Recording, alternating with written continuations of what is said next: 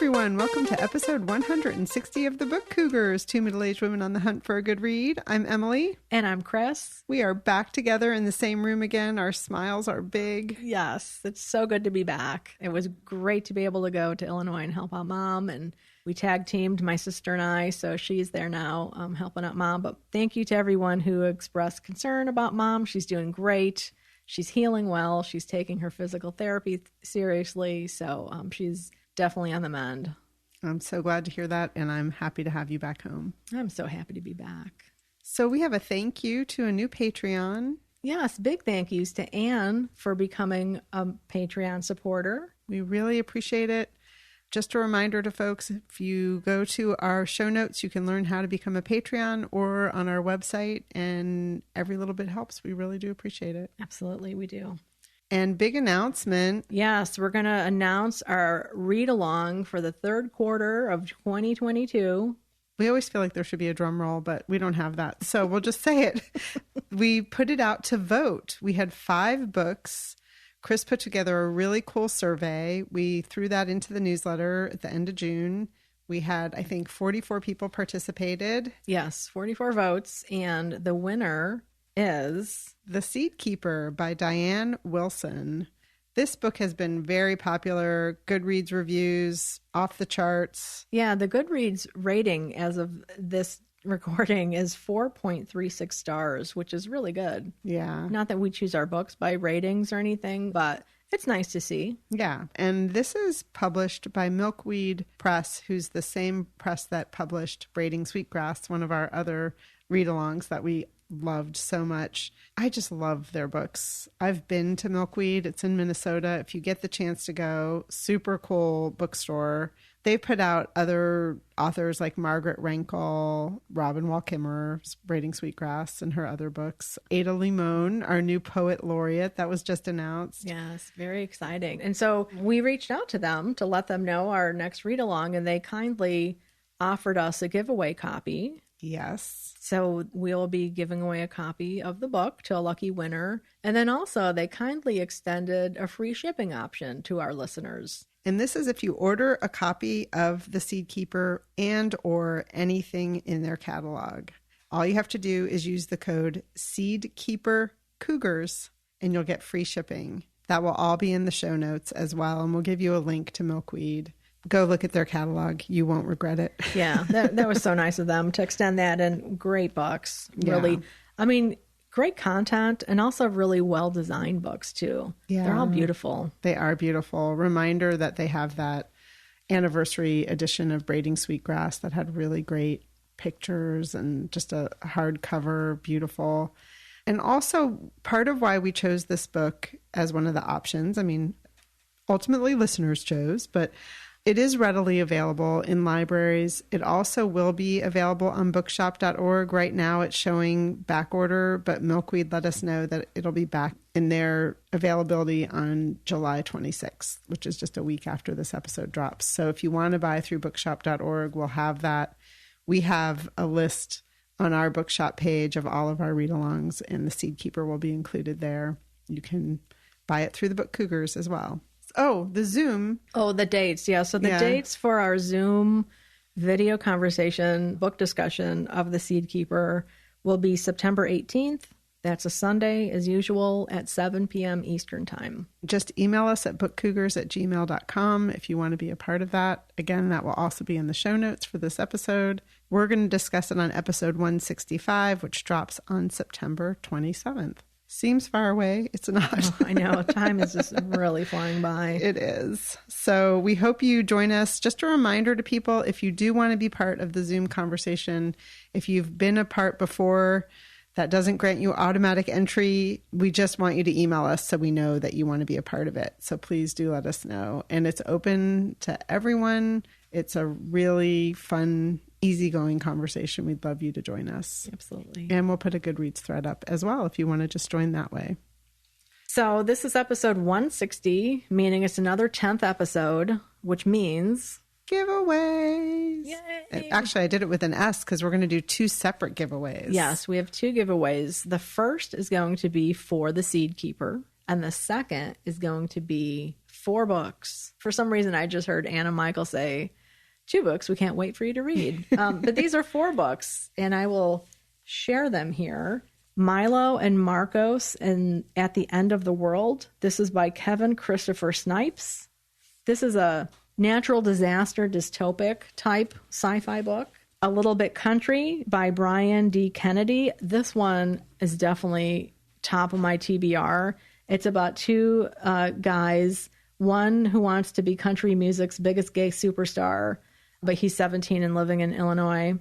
And then the other one is a guy who hates country music. They come together because one of them is a grandson of a disgraced singer, and then the other one goes to live with his aunt and works at an amusement park that's run by one of his idols who, is kind of like Dolly Parton-esque.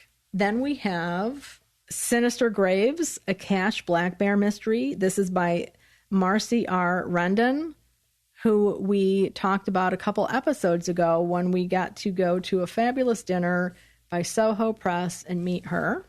At that same event, we also met Ramona Emerson, and her book Shudder is included in this giveaway. So these are 4 fantastic books. We can't wait for you to read. We hope you enjoy them. This episode airs on the 19th, so why don't we do our giveaway on Monday the 25th? That sounds good. And so to get entered to win, all you have to do is be a newsletter subscriber to the Book Cougars newsletter. We send out 1 newsletter a month. It's usually just kind of like what we've been up to, what's coming up. We don't do spam. We'd love for you to be a subscriber. And you can do that on the website, which we will put a link in the show notes. And then we're going to do a separate giveaway for The Seed Keeper, which is our 3rd quarter read-along. This book by Diane Wilson is about a Dakota family and spreads over several generations. As is true with most of our read-alongs, we don't know a lot about it, and we like to keep it that way. If you look online, it says it's a haunting novel spanning several generations. It follows a Dakota family's struggle to preserve their way of life and their sacrifices to protect what matters most. It's great. And thank you for saying that we don't look up a lot about what a book is about, because I know we've had questions about that, like, what's the book about? We don't know what it's about, and we choose books that are on our radar, or that, if we're browsing around and we see it or it's recommended. We're both the type of people who don't like to know a lot about a book before we dive into it. So we don't know. You'll have to do your own research to see if it's a book you might be interested in reading. And if it is, we'd love to have you join us. Right. And if you're a newsletter subscriber, you're going to be automatically entered to win. And we'll do that drawing the same day, July 25th. Sounds good. Lots of giveaways.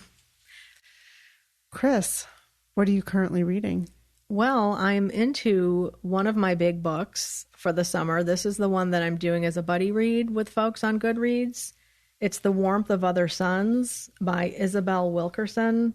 It's fantastic. I'm in page 180 or so. I've read the first 2 sections, and it's blowing my mind a bit. You think you know a lot about a lot of things, but then you read a book and you realize I don't. That was very generic, what I just said, but you know what I mean. Yeah, it applies to a lot of different things. Yeah. One of the things I didn't realize the extent, like after the Civil War, during Reconstruction, Black citizens, they had their rights finally. They were considered citizens. They had the right to marry, to education, to vote in the case of men. So things were looking really good. And within a few decades, all of that was taken away again, and Jim Crow was established in the South. Wilkerson doesn't go into a ton of historical detail, which is really great because it's all balanced with stories of 3 people's experience of growing up in the South and deciding to leave the South to head north or west.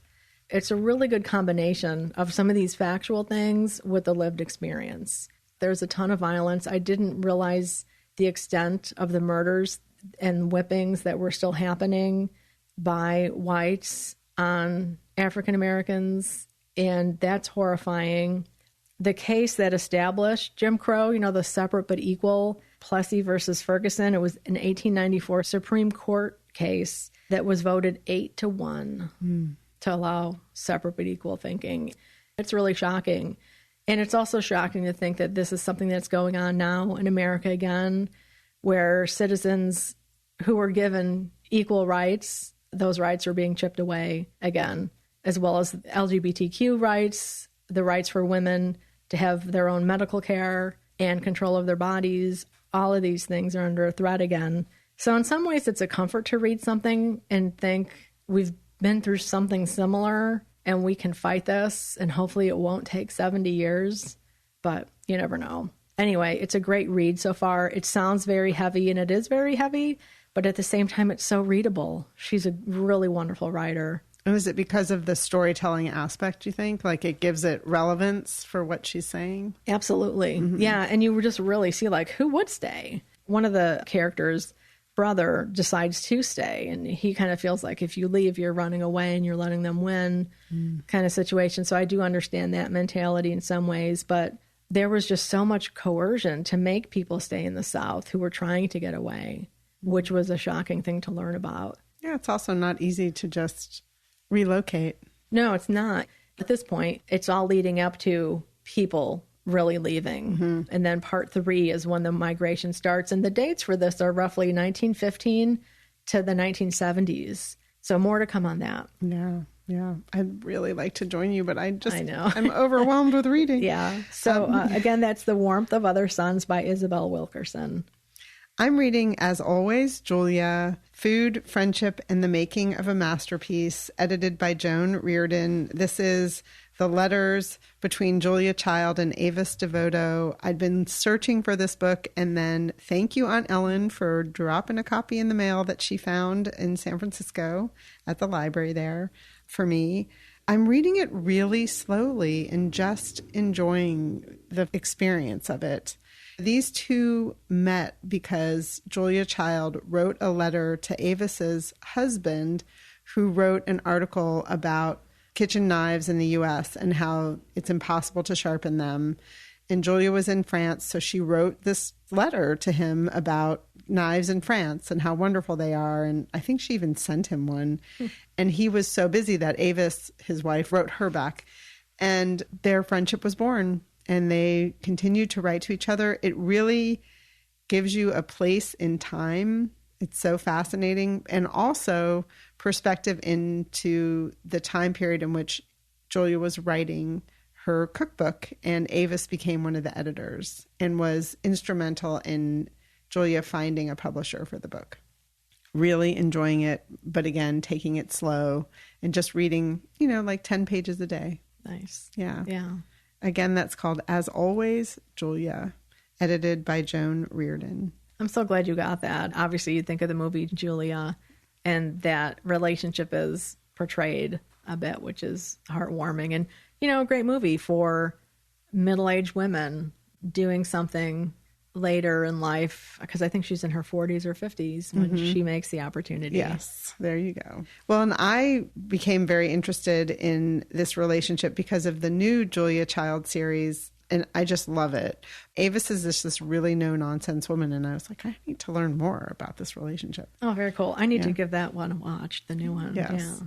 I'm also reading East of Eden by John Steinbeck, which is the selection for this month's Vintage Book Club that meets here in Connecticut. If anyone is in the area and wants to join us, it is July 21st at 1 p.m. We meet. Shoot us an email, bookcougars@gmail.com, if you're interested in joining us. All are welcome. I'm loving it. I was a bit intimidated by this novel, and then when you had told me it was one of your favorites of all times, I was like, pressure. And the first couple pages, I was just like, oh, what did I get myself into? Because it's a big book. It's literally like hashtag big book summer. Hello, Sue, and your reading challenge.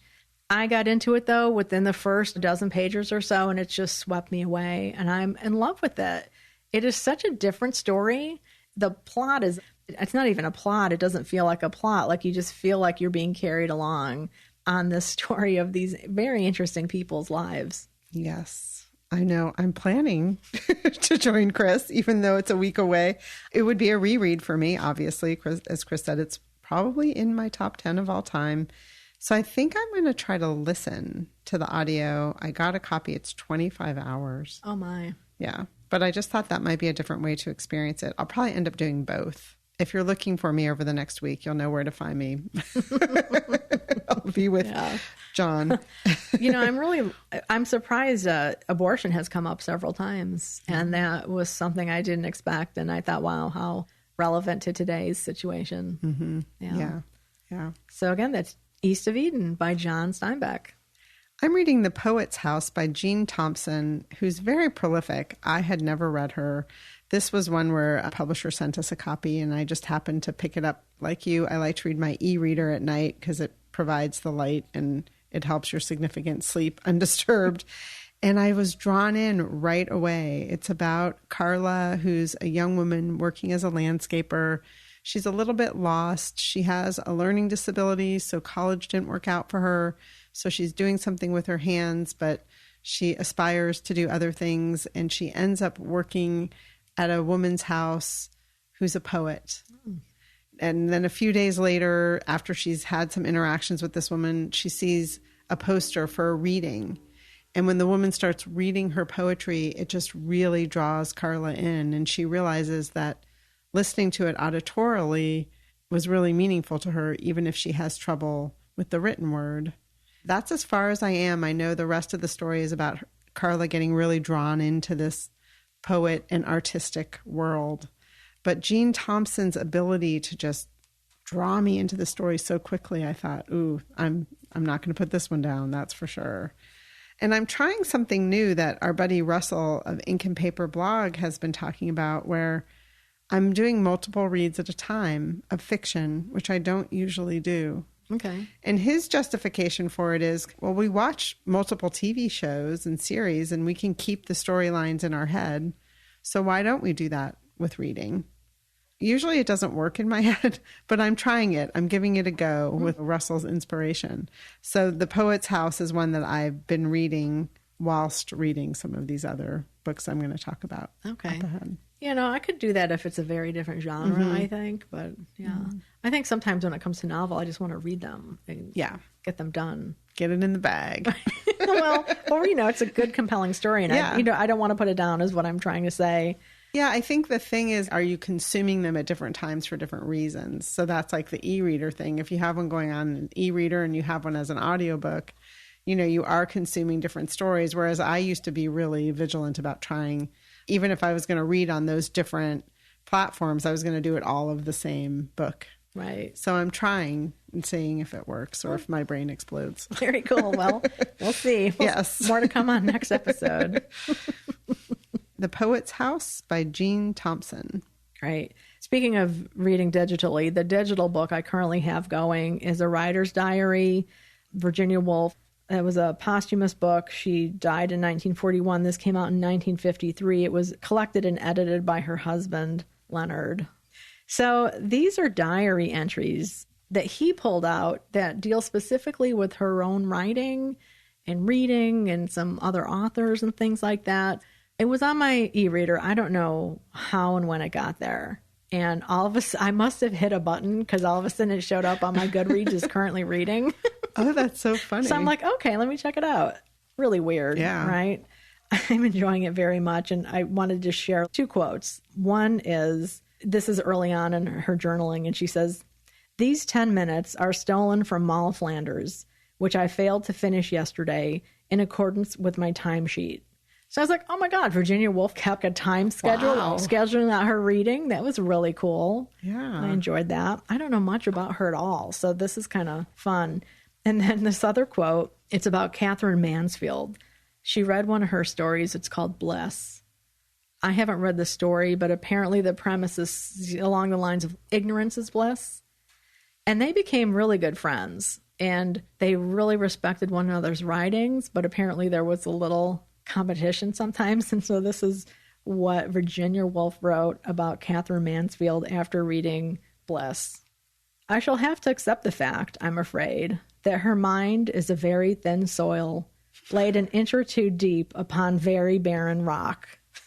Oh my gracious. That is like throwing some serious shade. Right? I was like, wow. I had to read that sentence a couple times. It was so good.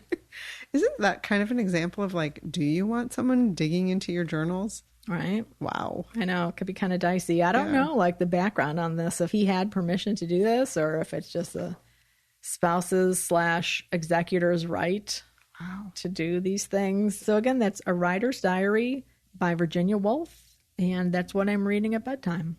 Nice. The other book I'm reading is one that I read about in the New York Times book review, and then also our buddy Ryan had posted about how much he enjoyed it, and he and I often have the same taste in books. And it's called Ola Papi, How to Come Out in a Walmart Parking Lot and Other Life Lessons by John Paul Bramer. I'm pretty sure he goes by JP. And he was on the hookup site Grindr, and people were referring to him like, hey, Pappy, which is kind of racist. And that's the best way to say it, I think, because he is of Latin descent. So he thought about it as flattering at first, and then he started to wonder about what it meant, which led to him eventually writing an advice column in the Grindr magazine. And he's referred to as the Cheryl Strayed for queer folk, which I love that. And then he has a Substack newsletter, which is getting very common with authors. And all of this has led to this memoir, which I've only read the very intro to, but I'm really looking forward to it. I loved Cheryl Strayed's Tiny Beautiful Things. I'm sure this is going to have some different themes, but looking forward to it. Again, it's called Ola Papi, How to Come Out in a Walmart Parking Lot and Other Life Lessons by John Paul Bramer. Well, it has a fun cover. It has a great cover, very eye-catching. Nice.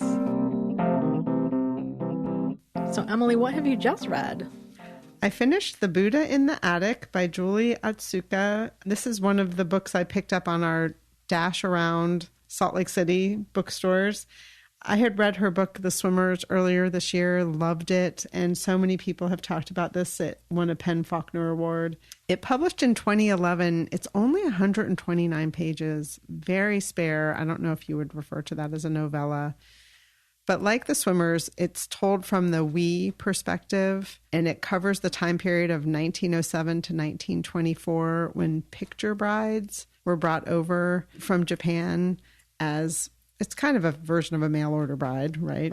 But they were referred to as picture brides because they had received pictures back and forth of these husbands to be, and then they arrived to San Francisco and were like, who are these people that are now meeting us on the docks?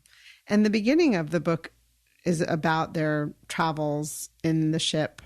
And then the titles of the chapters are things like Babies, First Night, where they meet their husbands, Traders.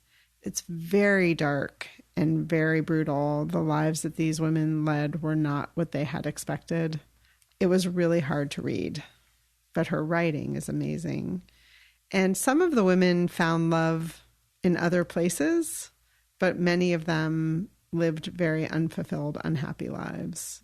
Then it also goes to the time period where the Japanese internment camps were becoming prolific and people just started to disappear. And what was really surprising to me was with these forced removals, people that knew them in their neighborhood, they just disappeared. They had no idea that they were being taken. And that seemed almost impossible to me. But it made me realize how things can change quickly and we can be unaware, right? Right. Because it's unimaginable, really, is the truth of it. Yeah. So loved her writing, very difficult subject matter.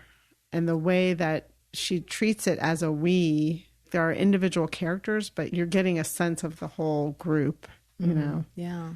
Wow. It sounds like a good thing it's a short book, because that's one of the criticisms I've heard of Yanagihari's books. It was just so long and so torturous. I know a lot of people love that book. I haven't read it, so I'm just thinking about the length of a book that's torturous to read. And yeah, it's a good point.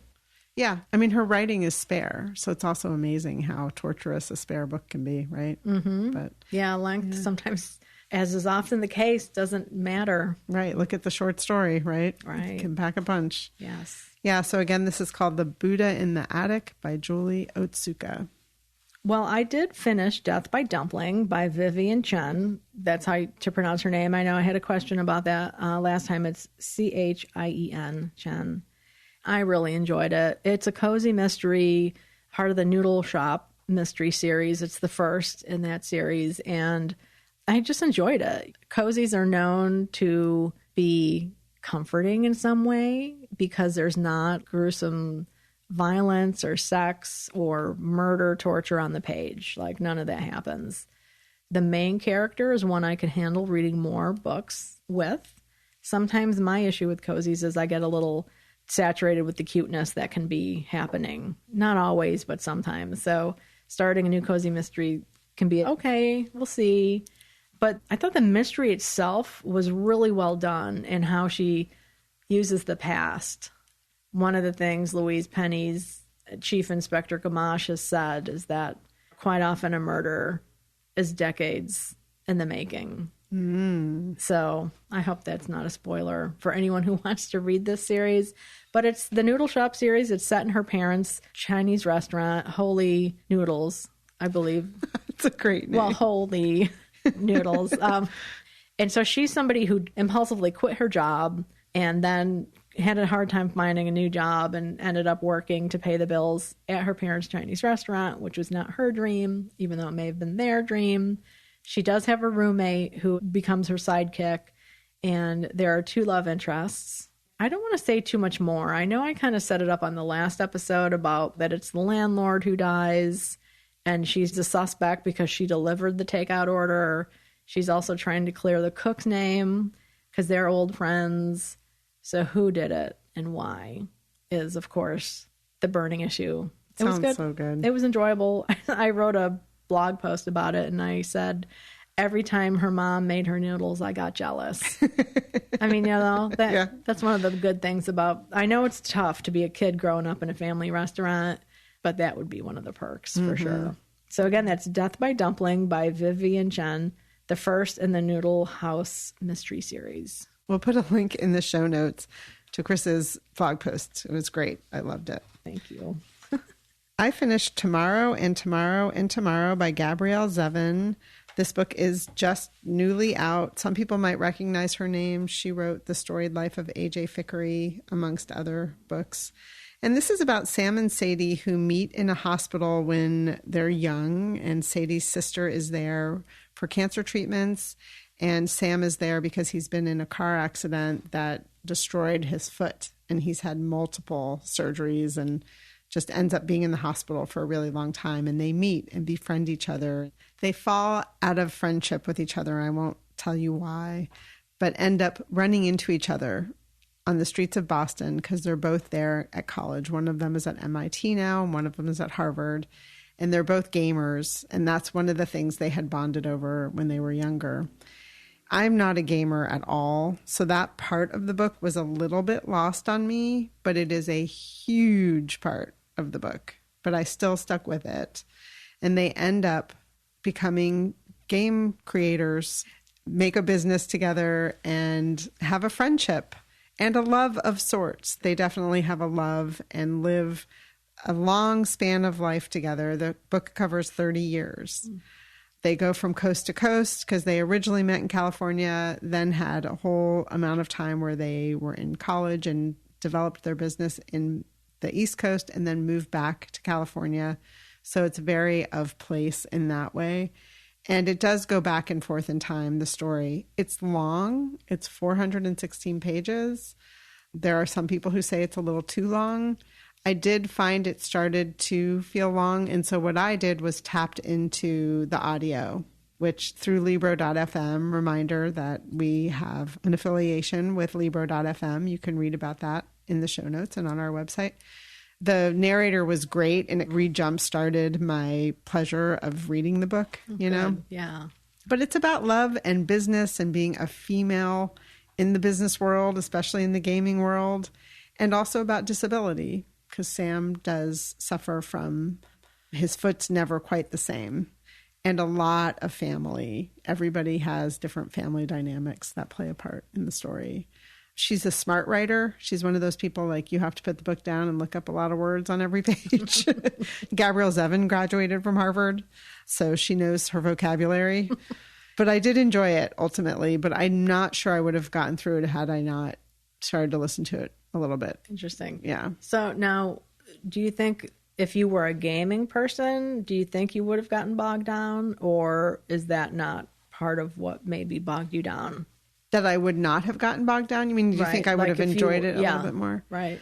I think maybe so. Like, I'm not overly fascinated by games, and I'm not fascinated by how people create them and all of that. It's been compared a little bit to The Amazing Adventures of Cavalier and Clay, written by Michael Chabon, which is all about the comic book world. And I don't read comic books either, you know, and I loved that book. So I don't think it was just about that. I think there was a lot of that detail in it. Okay. You know, and that just didn't wow me. Mm-hmm. Maybe part of it too is she refers to a lot of real games, you know? So it's that thing where someone drops references and you're like, oh, that was lost on me. Right. But I think because she's such a great writer, and I did like the characters, that I stuck with it. Again, it's called Tomorrow and Tomorrow and Tomorrow by Gabrielle Zevin. And another one, big book summer read in the bag. Right. Woohoo! All right. Well, I have to thank Aunt Ellen, who sent me a book that she got in a little free library that I think is just fantastic. It's one of those books where it moves. So like you have a picture and then you pull down the little tab on the bottom and a new picture appears that's so relevant cute to the story.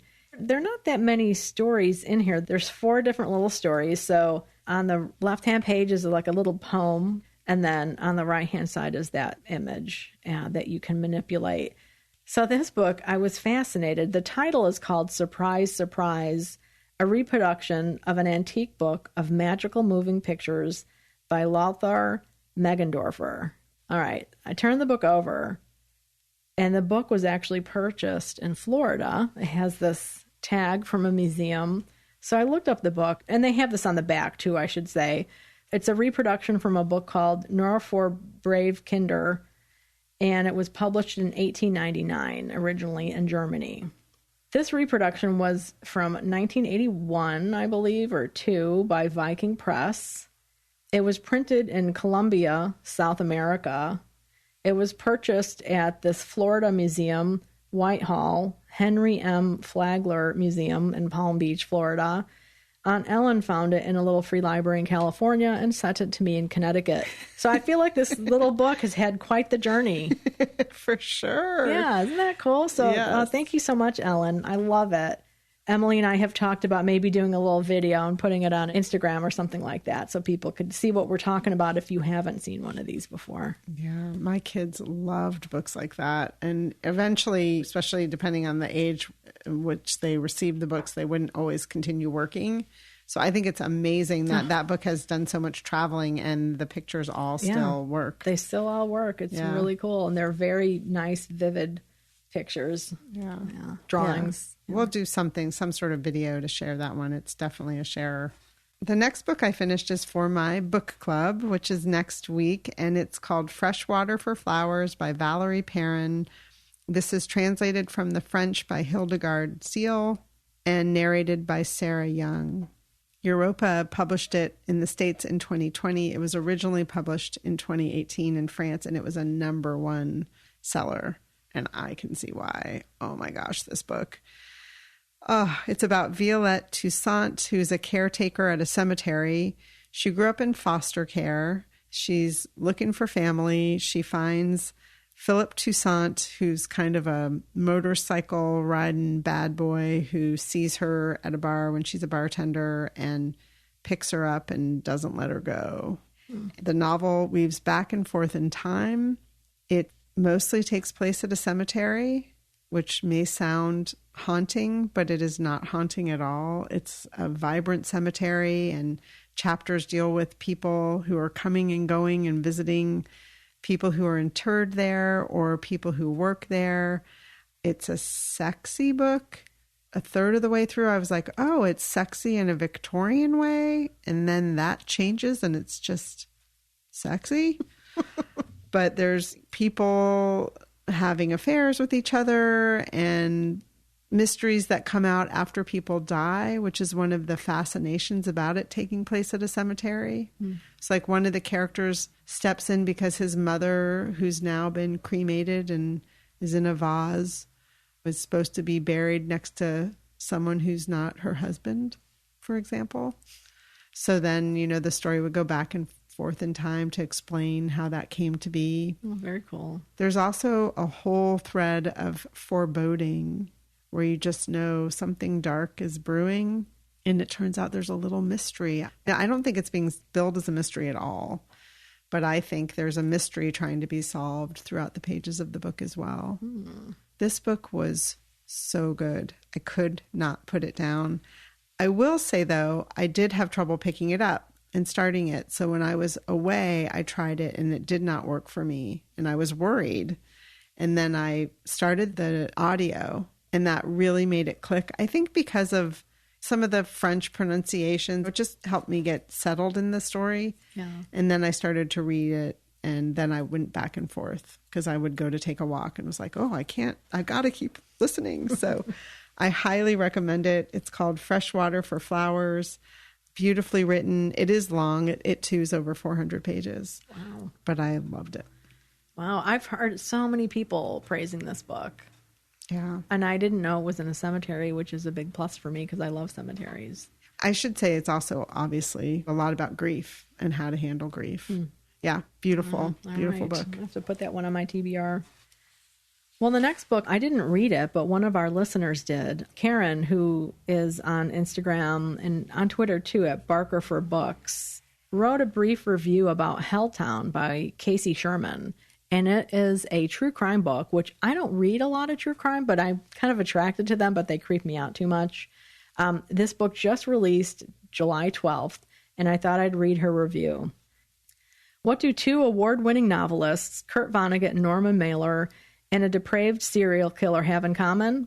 Perhaps more than you might think. In Helltown, Casey Sherman uses Tony Costa's serial murders in the late 1960s Cape Cod area as a centerpiece to provide glimpses of life during that tumultuous era. True crime fans won't want to miss this one. I could not stop turning the pages. One caveat. Sherman does tell the story using techniques borrowed from fiction. Most of the important aspects are based on factual details. However, at least one aspect of Helltown is based purely on Sherman's imaginative conjecture, which he acknowledges in his endnotes. This did not bother me because Sherman includes extensive documentation of the factual events, but purists will want to be forewarned. And she says it's for fans of Eric Larson's The Devil in the White City, which I definitely love that one. Yeah, and so she thanks NetGalley and Sourcebooks for the electronic arc that she received. So thank you, Karen, for that review. I know we have listeners who like true crime, and since we don't read it ourselves, really, I mean, I think we have maybe on occasion. I thought listeners should know about this book since you praised it so highly. Yeah, that's on my radar. It makes me a little nervous since it takes place in Cape Cod. I'm like, oh, would I just be looking for a serial killer lurking in the beach grass? I know, I know. Book? I know. We're planning on going probably in like November, and I was just like, oh. Yeah. So anyway, again, that's Helltown by Casey Sherman, available now. And thanks, Karen. Yeah, thanks, Karen. Chris, did you have any biblioadventures? Well, I did. Back in Illinois, I hit a couple bookstores. I didn't have a lot of out and about time, but the ones that I did have, I really enjoyed. I was able to meet our friend Colleen, who listeners know has been on our show several times with biblio recaps of her own. We met at a bookstore called Prairie Path Books in Wheaton, Illinois, which is where we worked together once upon a time in Wheaton, not at that bookstore, at a different bookstore. It was our first visit for both of us there at Prairie Path. It's kind of billed as a bookstore / gift store, and that always makes me a tad bit leery because sometimes the gifts outweigh the books.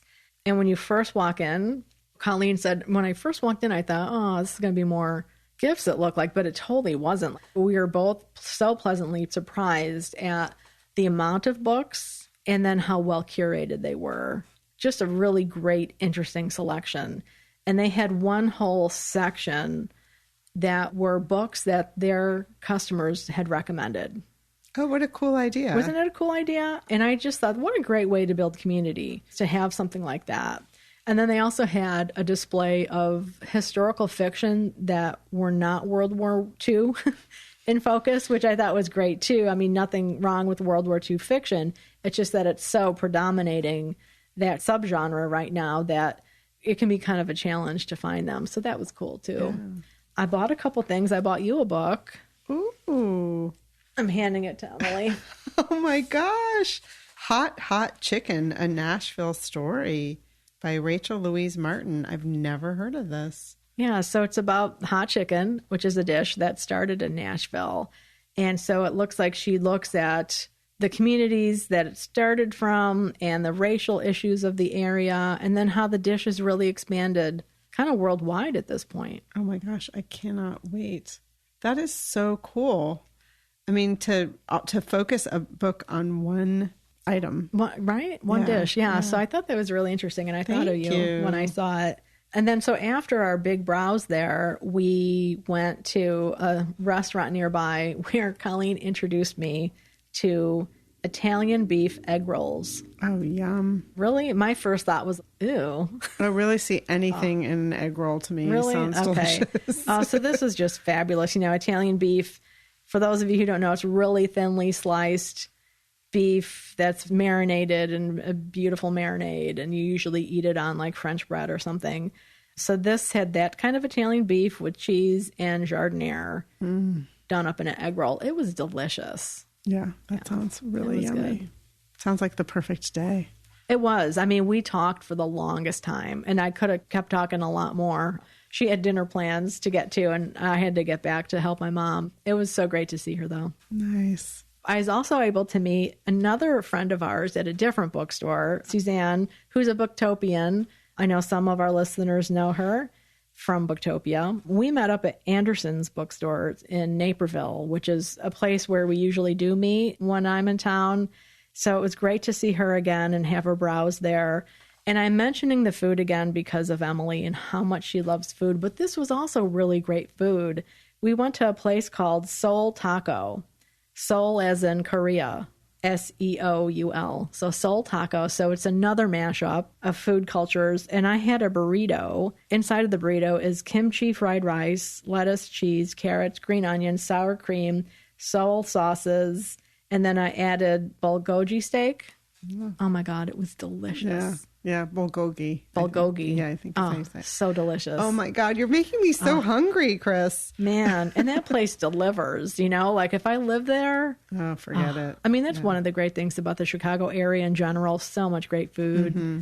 Yeah. I know a lot of cities say that, but I kind of feel like, well, you know, I'm totally biased. Yeah, great food, great conversations with great book friends. Again, we sat there talking for the longest time. Could have talked all night. Now, that restaurant wasn't part of the bookstore, though, right? No, that was where you went after. We just, after a browse, we kind of walked around a little bit and decided on that one because it sounded interesting. I always have had this impression of Anderson's being a big store. Is that true? Yeah, Anderson's is a pretty big store. Their Naperville location. You know, it's not as big as like Northshire. It's bigger than like Breakwater Books here in Guilford, Connecticut. It's pretty sizable. And they purchased the store next door, and that's where they started having events. Oh, nice. I'm not sure if they still do that. I don't know how that changed during the pandemic. But back before I moved to Connecticut, when they had author events, you'd go to the store next door where they also had a lot of gifts, you know, bookish type gifts. So it was a nice place for the store to keep doing its business and for people to attend an event. Right. And they have a couple locations, or they used to have a couple locations in the Chicagoland area. Well, I also got the chance to go to my favorite used bookstore in the Chicago suburbs called the Frugal Muse. And I always find treasures there. It never fails. They just have such great curation, wonderful subsections, and the books are usually in pretty good shape. So I did find a Carson McCullers. Not exactly vintage, although I'm not sure what the definition of vintage actually is, because I found a copy of The Ballad of the Sad Cafe and Other Stories by Carson McCullers, and this book was printed, drumroll, 1991, and this is the movie edition that I found of the book. The copyright is 1936. Oh, wow. Yeah. So a movie was made, though. It was a Merchant and Ivory motion picture. I was so surprised because I thought I knew all of their movies. And this one starred Vanessa Redgrave and Keith Carradine. Oh, wow. Right? And so they're on the cover. When I first picked it up, I thought, is that two guys? I was like, that is not a guy. I was like, oh my gosh, it's Vanessa Redgrave. Yeah. In overalls and like a cap. Beret, kind of. Yeah. Super happy to find that. And then I just have to share one other book that I found there. I mean, okay, confession time. I had to borrow a suitcase from my mom because I bought so many books. Been there, done that. Yeah. And I didn't plan on it, but I did, I just, I'm not going to call it a sickness because it's a joy. No, yeah. But I found this copy of Editor to Author, The Letters of Maxwell E. Perkins. Yeah, it's edited by John Wall Wheelock. And Max Perkins was the subject of one of my favorite biographies, and it was Max Perkins, Editor of Genius. I found this book, and I don't seek out Max Perkins stuff. They seem to find me when the time is right. And so this book has letters by him to a whole host of authors and other people that he dealt with, including F. Scott Fitzgerald and Hemingway. I'm looking forward to dipping into this here and there. It is Editor to Author, The Letters of Maxwell E. Perkins by John Hall Wheelock. And again, he was the editor of Fitzgerald and Hemingway, other writers of that time period. Awesome. Well, I had an at-home couch biblio-adventure with our buddy John Valeri's Central Booking YouTube channel. Reminder that he's up to episode 103. If you haven't been watching Central Booking, there's a lot to watch there. We'll put a link in the show notes. I watched episode 101 with Joey Hartstone, the author of The Local, which I waxed poetic about on the last episode. John just asked great questions. It was a really good interview. I highly recommend it, amongst his other interviews as well. Reminder that I loved that book, which is out now, The Local by Joey Hartstone. Now, Emily, what do you have upcoming, jaunt-wise? I am excited tonight to go see in person Gabrielle Zevin, the author of Tomorrow and Tomorrow and Tomorrow, at RJ Julia's right here in Madison down the street. I have competing events, though, but one of them is virtual, which I'm hoping they're going to record. I might try to watch like the first half of an hour of it. But it's one of those buzz book events with editors talking to authors. And this is a romance author panel with Kate Claiborne, Jasmine Guillory, Kennedy Ryan, Amber D. Samuel, and Kylie Scott. So I'm hoping to catch both of them tonight. We'll see how that goes. Nice. What about you? Cool. I plan on sitting on my butt or laying on my back and doing nothing but reading for a while. Right on. I need to piggyback on that. Yeah. We both have some deadlines, which leads to our upcoming reads, right? Right, exactly. What is on your list for upcoming reads? John Steinbeck's East of Eden, a reread, new listen for me, and then Atomic Anna by Rachel Barenbaum. We are going to be interviewing her next week for episode 161, which I'm really excited about. Yeah, me too. What about you? On my list is John Steinbeck's Journal of a Novel, The East of Eden Letters. So apparently when John sat down to write each day, he wrote a letter to his editor about what his intentions were. I don't know the details because I kind of dipped into the book that one day, and the first sentence I read was a spoiler. I was like, sir.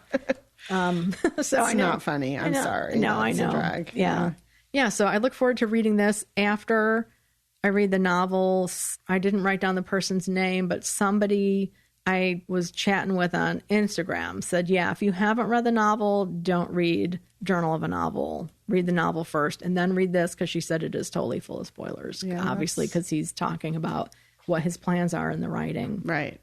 And how he thinks things are going and stuff. I love the idea of that, though. It's like a, what do you call that when you set, not intentions, but it's like holding yourself accountable. I'm going to sit down and write the editor and say, this is what I'm trying to accomplish. This is what I'm going to do. Mm-hmm. I would think a lot of authors maybe do that in their head, but to involve your editor in it, maybe that was more a time and a place where editors did participate more. Maybe. I mean, I know they were friends too. I think that might have had something to do with it. But I know, like in the case of Maxwell Perkins, to bring him up again, the way he worked with Thomas Wolfe, Like he had written this huge trunk full of papers, and then Maxwell judged it all together. Right. So I think editors maybe were a lot more hands-on, or I don't know. I'm sorry, editors. I'm sure there's some editor listening right now pulling her hair out because she's like, oh my God, what are you saying? We don't get involved. There are books only because of us. I know, exactly. Yeah. It's quite true. Yeah. I guess I'm just saying, like, maybe editors had fewer authors that they had to work with. So they could have more time with each one or something. Well, and it wasn't emails and all that. I mean, information was just handled differently. Yeah. Accountability partner, that's the new agey term I was thinking of, that maybe Steinbeck was using his editor in that way. You know, I don't know. I love accountability partners. I mean, it's such an important concept, especially when you're working on something long term. And creative. Yeah. Yeah. Okay. So, you know, since I had this unplanned trip to Illinois, which I'm glad I was able to do, but I missed out on some of the LGBTQ book stuff that I wanted to talk about and get into. I just kind of packed my bags and ran. But there are 4 books that I really want to read that the publisher was nice enough to send me copies of. A Little Bit Country by Brian D. Kennedy, and then Milo and Marcos at the End of the World by Kevin Christopher Snipes. These are the 2 that I mentioned. We're also doing a giveaway of these 2 books. So thanks to Harper Teen. And then there are 2 more. So this one is Out of the Blue by Jason June. And it's a book about a guy, and these are all LGBTQ books. He's a lifeguard and I guess had a bad breakup. And there's a merman who has to come to do his year of service, I guess they have to do as a mer person to help out a human being.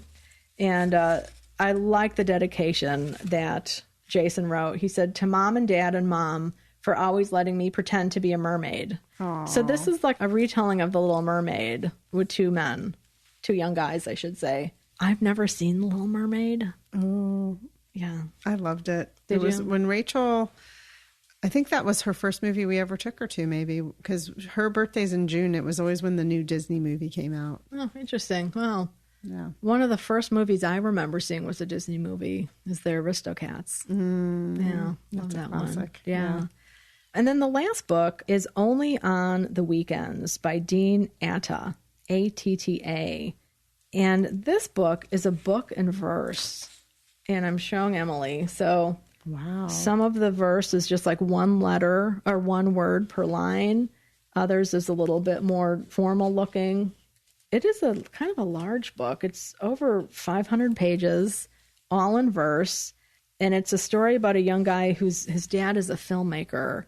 And they go to Scotland. He's going with his dad on this work thing. And there's love interest happening. And the boyfriend back home is a little bit non-communicative, so there's some tension between everything. I look forward to these. I'm apparently like where the boys are this summer with these 4 books, but I really look forward to reading them. And I think I'm going to start with A Little Bit Country because of the Dolly connection. And I love country music. I mean, I used to be a big country fan. It'll be interesting to see what they drop, you know, like what the references are that you get. Yeah, exactly. So a reminder to people, out now, a book that we talked about in the past, Brother Alive by Zain Khalid. This came out on July 12th.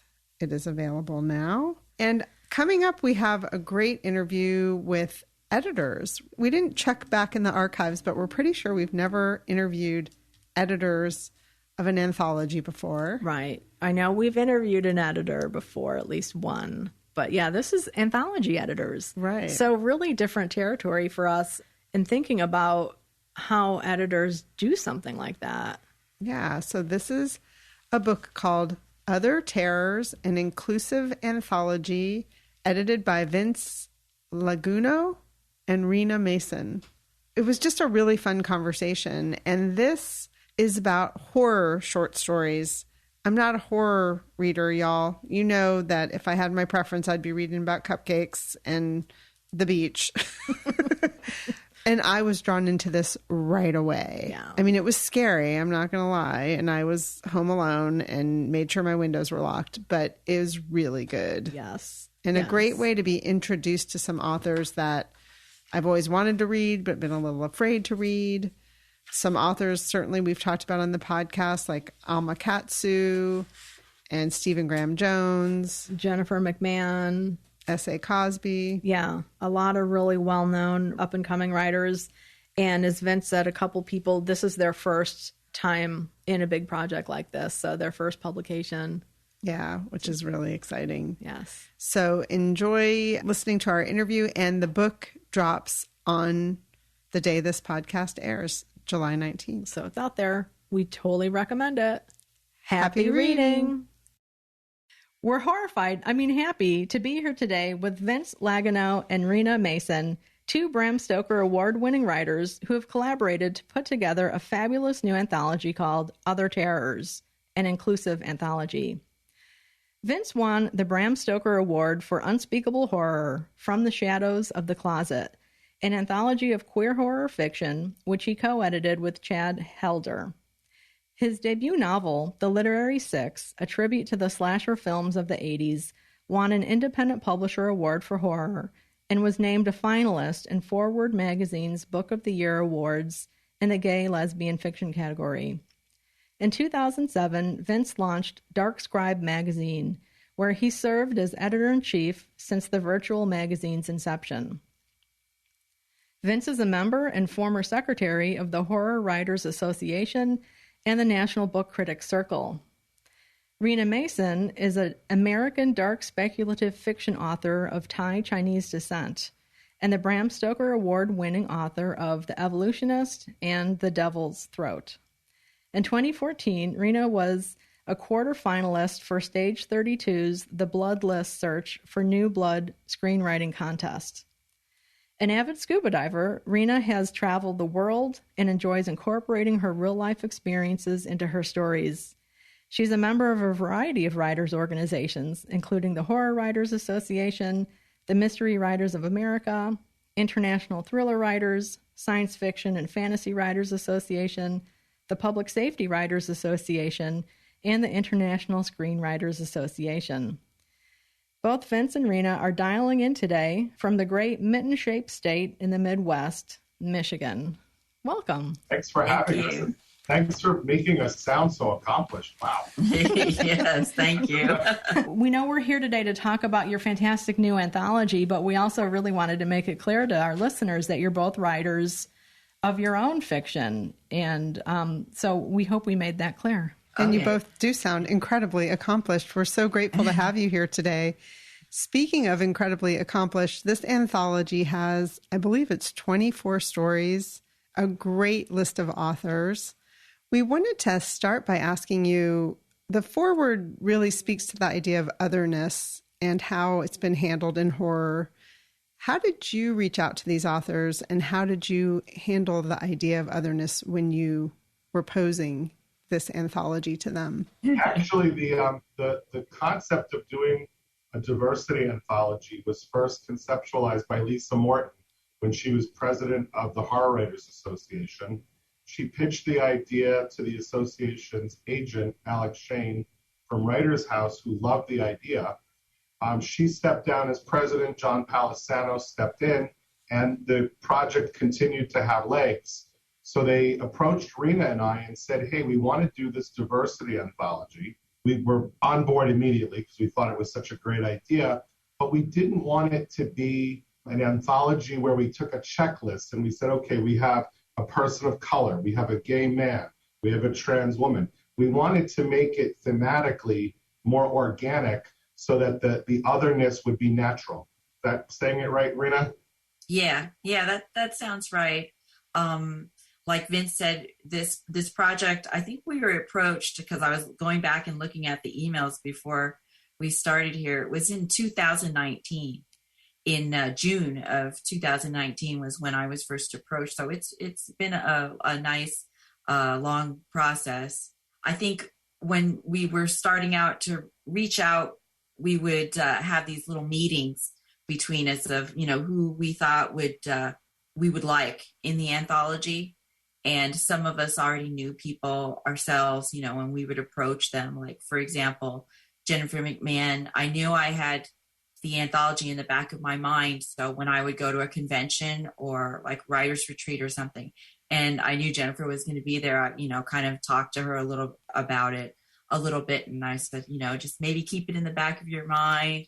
I'm hoping it somebody picks it up. So it's a process that, some people I spoke to early on that I thought would write a good story. And then other people we kind of brought on later on.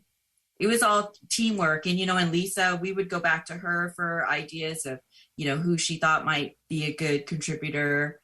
And then also the HWA, once we had our initial authors in the table of contents, HWA opens it up for submissions to its members. At first, they usually have 5. We're allowed to pick 5 stories from all the members. And, now the membership is over 2,000 members. So a lot of submissions would come in. And Vince and we were able to get the table of contents of the people that we had initially written for contributions to keep their word counts down so we could get more members in. And I think we had doubled, right, Vince, the number. Yeah, we doubled it. And I think too, what was fun for us as editors was just, we were pitching people that we wanted to work with. We're editors, but we're also, and writers, but we're also readers. So we just kind of wanted to really see what people we loved could come up with. And we wanted to kind of also stretch the boundaries of genre. We have S.A. Cosby, who's known as a crime writer in a horror anthology, and he knocks it out of the park. So this was a lot of fun for us. Yeah. Yeah. Well, I'm happy you mentioned the Cosby story because I was blown away by that one. You talk about not having a checklist for other. I think within his own story, he really twists and turns a lot of things. You think one thing's going to be happening, and then maybe another thing, and then another, and nothing what you thought was going to be happening happened. So I really enjoyed that. Yeah, and that's always the surprise, because even when you as an editor invite somebody, you never really know what you're going to get back. And I think Rena and I would sit with, kind of like clenched teeth, and we'd be like, oh God, I hope it's good, I hope it's good, I hope it's good. And it was like, it would blow our minds. And we were like, yes, they nailed it. Yes. There's nothing worse than inviting somebody and then having to say, we're really not going to use it, or hey, could you go back and do these like massive revisions? So it was a little nerve-wracking too, but they pulled through. We have an amazing group of contributors. Yeah, for sure. I mean, just what's on the page here, we're both really enjoying it. So that was a question we had in mind to ask you was, what is it like as writers yourselves to be editing other writers? But it sounds like perhaps you didn't do heavy editing for a lot of the stories, or is that getting too in the weeds of a question? I mean, personally, I don't think we did a lot of heavy editing. There were some stories where we maybe asked for some clarification on this or that, but I think with the caliber of stories that came in and the caliber of contributors that we had asked to participate, the stories were really, really good. There were only like 1 or 2 that I would say emailed us periodically and would say, hey, this is where I'm going with it. Is this what you're looking for? And we could maybe a suggestion or 2, but not heavily edited at all. Yeah, because that's such a, that was one thing we got from some of the authors was it's such a broad and vague theme. And we knew, though, Vince and I, being others ourselves, that we knew what they would be turning in would be different for everybody, their own maybe personal experience or how they perceive it. So I think the diversity of stories that came in were just as diverse as the authors that wrote the stories. So that was like really exciting for us too. I was just going to say it was interesting too. We were talking about the member submissions. Part of there was like a duality to this process that we really enjoyed, because although there was this core group of, name authors, because you need the names to sell it to a major publisher. So we were expecting, when we did the member submissions, they were all submitted through Submittable blindly. So we didn't know name, where they were from, anything about them. It was literally just the story speaking to us. And it was kind of fun afterwards, because even some of the stories we would reject, or we thought, we'll hold them for a second reading. Once we got the names, we were like, wow, how neat is this? You know? Yeah. It's a really enjoyable process. Can we ask how many came through the Horror Writers Association and how many you were able to keep? Oh, God, it was a couple hundred. Yeah. Oh, wow. I think we lost track around 400 or 500. Yeah. It was quite a few. As we said, we were contractually, we were told by HWA that there would be 5 member slots. But again, Rena and I, having kind of been out there in the trenches as writers too, we just feel like if it's an organization only anthology call, we really wanted to maximize that and give people, you know, for a bunch of them, this is their first professional sale or big project. So we were able to double it. It was 10, I think. We went from 5 to 10. Wow, but that was a big trim. You had to really weed through a lot. That's exciting. Yeah. And hard. It was hard. Yeah. It was hard. There was a lot of good stories. And, you know, back to your question about the editing, a lot of them, they came in so clean. I mean, barely a typo in a lot of the submissions that came in. Wow, that's impressive to hear. I probably shouldn't say this because this is like a really behind the scenes thing. But there were probably more typos in the name authors than there were in the member submissions. Just saying. Yeah. Maybe they get, you know, they start to rely on their editors, whereas the others have to do more self-editing. I don't know, but hopefully there'll be in other terrors too, if there's, you know, this kind of excitement. Well, I'll tell you, 3-star reviews from, you know, Publishers Weekly, Kirkus, and Booklist. I mean, that's a feat. So we were kind of, as proud as we are of it, we were a little gobsmacked by that. Yeah. So I think that bodes well. We found out that the anthology somehow got released a week early in Barnes & Noble because now we're getting pictures all over Twitter of people buying the book. And so it hasn't even gone on sale yet, and bookstores are already restocking it. So that's kind of fun. Yeah. It's Wow. exciting. That is exciting. Yeah. Wow. But we've already got ideas for the next one. Oh, so. good. I don't usually read horror because, frankly, it scares me. And I got my hands on this copy first and just thought, oh, I'll just read the first one. And then I was like, oh, wow, that was really good. I'll read the second one. So I have to say to listeners out there who don't usually read horror, I found it was a really great way to be introduced to authors that I've wanted to read, but been a little afraid, you know, to tackle a whole novel that might be kind of gory. These were really great stories. Scary. I'm not going to lie. They're scary. They're creepy. I read some at night. That was a mistake. Well, That's the highest compliment you could get. It is. Yes.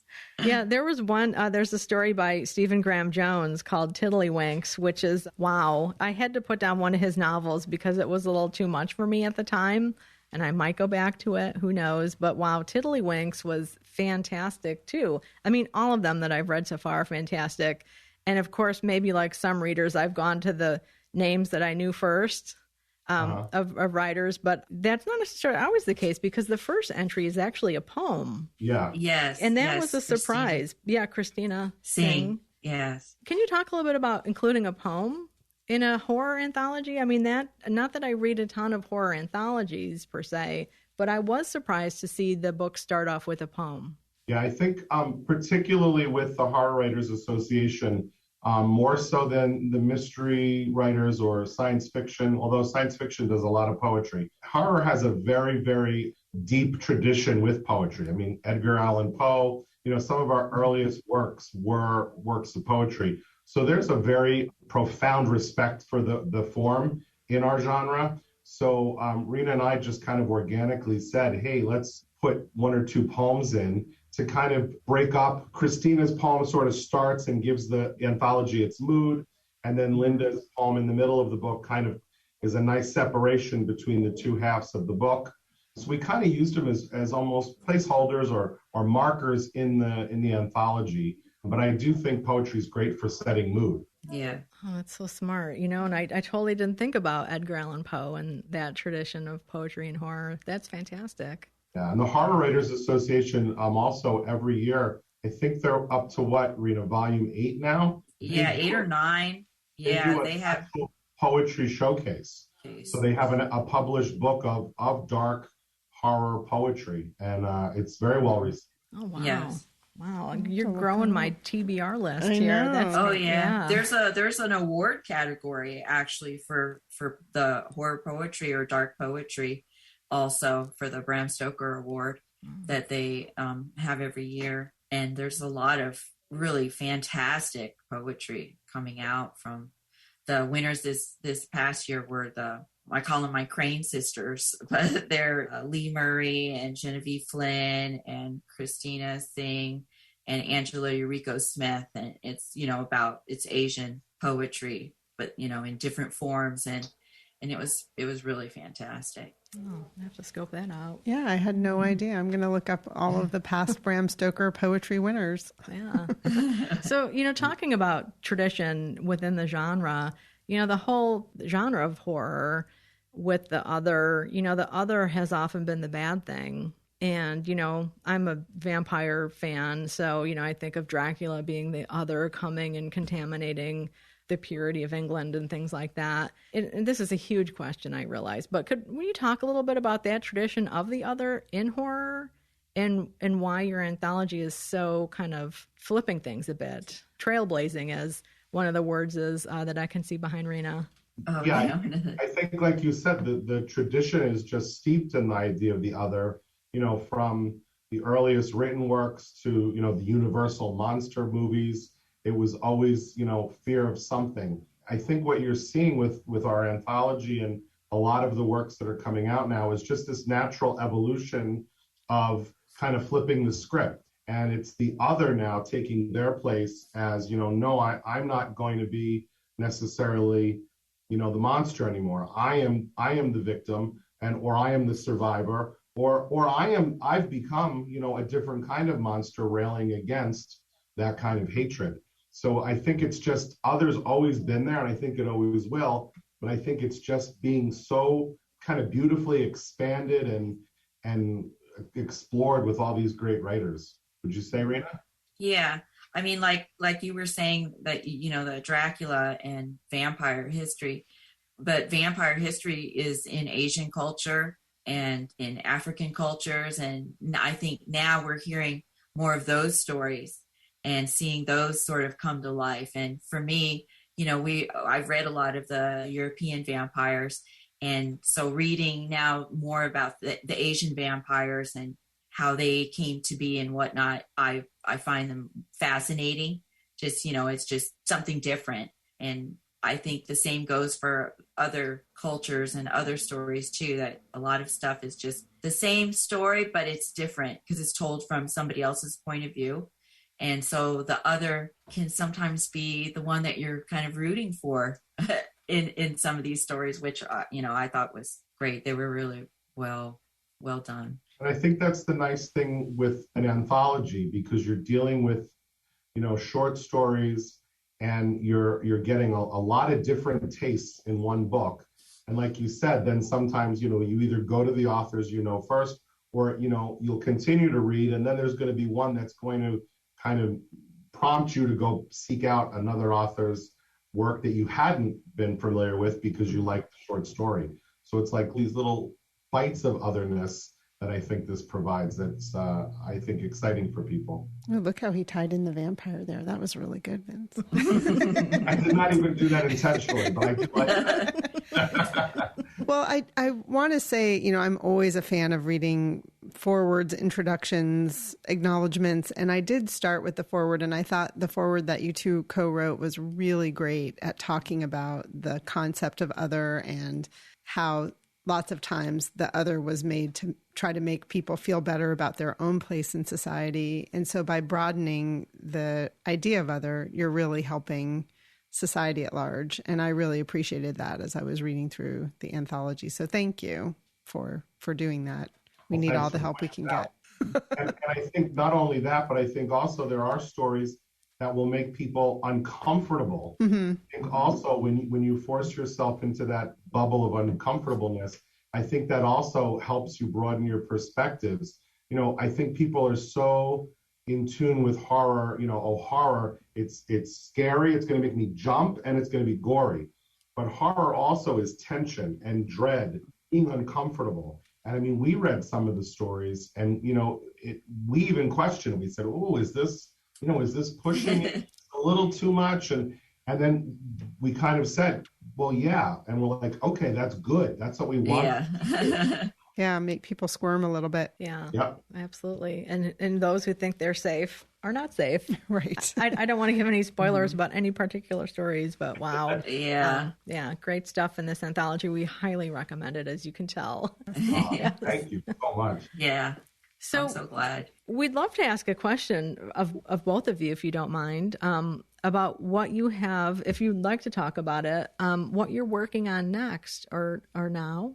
Right now, I'm sort of finishing up a novel, my next novel that I've been working on for a while. I need to rewrite some scenes in that and then get that out. And then the other thing that I'm working on that I want to work on faster is a screenplay that I'm doing, and it has to do with a famous Thai ghost story. That's something that I have it in my head and I'm ready to go, but I'm just like in the middle of a move. It seems like I'm always moving. But now I've got my own office again. I can settle back in. And as soon as I do, I'm going to knock those two things out that seem to have been taking me forever. And now that I have her in Michigan, I'm not letting her move again. So. And what about you, Vince? Yeah, I'm actually getting ready to, on August 1st, I'm doing an open call for submissions for the third volume in the Unspeakable Horror series. So this one will be subtitled Dark Rainbow Rising, and it's kind of a reflection of where we are right now in our very scary, unsettled political discourse, particularly with LGBT rights. And I kind of wanted to approach it from the sense that, whenever there's a great movement or great progress towards a civil right, you brace yourself because there's going to be a backlash. And right now we are completely watching that pendulum swing back. It's swinging back hard. It's swinging back fast. So the theme of this anthology will be that the LGBT community is always looking over its shoulder. So we've kind of put it out there. I can't say who yet, but we've got some really great invited guests. I try to, as I did with the first two anthologies, I try not to repeat the contributors too much, although there are some overlap. So we're excited. This will be now the fifth anthology that I've done or co-edited. And I have to say, I'm not jaded enough yet where I cringe for the open call. I love open call. I love reading through the slush pile. I love discovering new and unique voices. And I think we need people in all of our fields in literature to do that. The reliable people are great. I mean, and I'm definitely partial to that. I mean, Stephen Graham Jones has been in 3 of 4 of my books so far. I love him. I'm a big fan. I'm a friend. But, I want to really stretch this one a little bit and try to make it even more inclusive. I look back when I started in 2008 with Unspeakable Horror, and I look at the table of contents and I'm like, wow, I really didn't stretch myself too much in the diversity department. I got better in the second one. The third one now, just being more in tune with what's going on in the world and working on other terrors with Rena, I think I'm more in tune with being, stretching it a little bit more and bringing in more people to the table. It's important. Absolutely. Yeah, we agree. Oh, well, that's exciting to look forward to. All of yours. Keep in touch with us. We want to hear about your screenplay, Rena. No pressure. She's going to take us to the world premiere of the movie. We're going on the red carpet, ladies. Right on. All right. Over there. Reporting live. We'll dust off our ball gowns. There you go. Thank you so much for your time. We're so thrilled for you for these star ratings you're getting on this anthology. It's really great. We give it both of our thumbs up and hope it's met with great success. Thank you so much. Thank you. We especially love when non-horror readers appreciate and like something that we've done, because that to us is the biggest compliment. If we can cross out of our own audience and pull some of you in kicking and screaming, no pun intended, we're happy.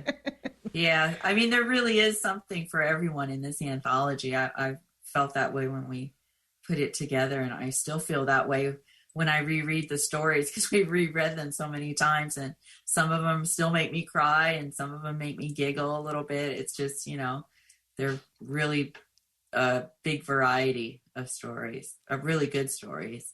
It's a really great anthology. I really, like I said, I was kind of reading it with one eye closed because I'm so creeped out by horror, but I just got drawn in. Thank you. We were really excited too about the cover. Yeah. Oh my gosh. We had a lot of input into the cover, and we just started kind of naming artists, and I loved the cover for the Marlon James books. And this was actually the artist who did this is the artist who did the Marlon James, and that was one of, I think, 3 names, Rena, we floated. One of the artists turned us down, but this Pablo said yes, and we were tickled when we saw this. I love this cover. Yes, it's gorgeous, and the colorways that he chose to do it in, I think, is just fabulous, because it's when you first look at it, it's really pretty, right? Mm-hmm. But when you look a little bit more, it gets a little bit kind of creepy and interesting. And that's sort of the whole point of the book. It's like, it's appearances really. And then like what's really inside the book, what's it telling? Look a little closer. Yes. We're just happy because, obviously covers are a huge part of marketing. And you have a great cover like this, especially, we are not marquee names, although we have marquee names in the book. We're just excited that this is really going to pop. I saw it yesterday. I ran right to my local Barnes & Noble when I saw on Twitter it was out. I bought. We didn't even get our contributor copies yet. No, we haven't. Picked one up, and I just, sat in the parking lot and stared at it. It was so cool. They really did a gorgeous job. The whole team at William Morrow, Harper Collins, Jamie Levine, our editor, Kelly, our publicist, they've just done a magnificent job. They really have. Amazing. And it was really cool to get input on the cover, because you always hear, I didn't have a choice, or especially with the big 5 publisher, it was really cool to have some input in that. Yep. Yeah. And we're happy. I mean, we loved the draft when we saw it, but we probably could have at that point said, what if we did this or what if we did that? Which, like Rena said, is kind of unheard of. So we were very grateful for the experience. That's great. Very cool. Yeah, it's great. Love it. Thank you so much. Thank you for having us. Thanks for listening to the Book Cougars with Chris Wallach and Emily Fine. We'll be back again in 2 weeks with another episode. Until then, come chat with us on social media. If you'd like to become a Patreon supporter, we would love to have you join our community. All of the books that we talked about in this episode are listed in the show notes, which you can find at bookcougars.com. Each book will link to our bookshop.org page, where your purchase will help support not only the Book Cougars, but also independent bookstores everywhere. And if you're an audiobook listener, we do have a special offer from Libro.fm. You can find all of this information on our website. Again, that's bookcougars.com. Thanks, everybody. This episode is edited by Pat Keogh Sound Design.